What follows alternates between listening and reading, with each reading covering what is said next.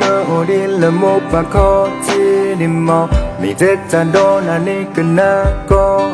chỉ mò ô phê lo lư đồ cho na ni tơm bò chân nhóm bà mi tết cha đô na quên lo lên ni ba ta tết chờ na mi hà y mà nơ cơ si nhà ba chỉ mò ta có cha kết nơ cơm bà có tô bê đưa ra thế nên một bà ba chờ ôm nơ khó chỉ lắm bà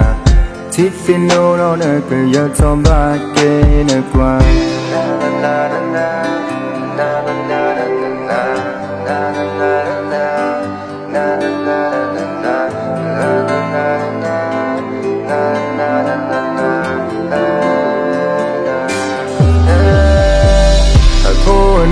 đi là một bà có chỉ đi mò mình tết cha đô na ni cần na có chỉ mò ô phê lo lư đồ cho na ni chân bò chân nhóm bà mình tết cha đô na quên lo lên nên ba ta tết chờ là mê hà đi mà nước cơ si nhà ba chỉ mò ta có ta kê nước cơm bà có thô kê đưa ra thế nên một bà ba chờ ôn nơ có chỉ lắm bà chỉ xin nô nó nơ cứ giờ trong ba kê nơ qua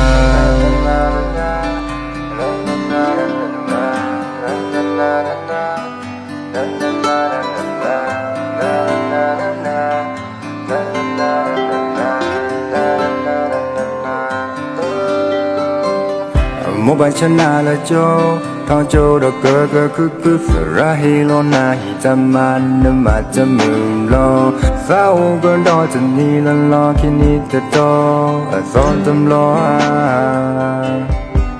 yên na hu song vô li po quê toàn li là cơ chơi club mùa yêu gan tâm mi đi tết chơi đi ghé chợ mùa li all me on TV làm mà để cho chỗ đi đâu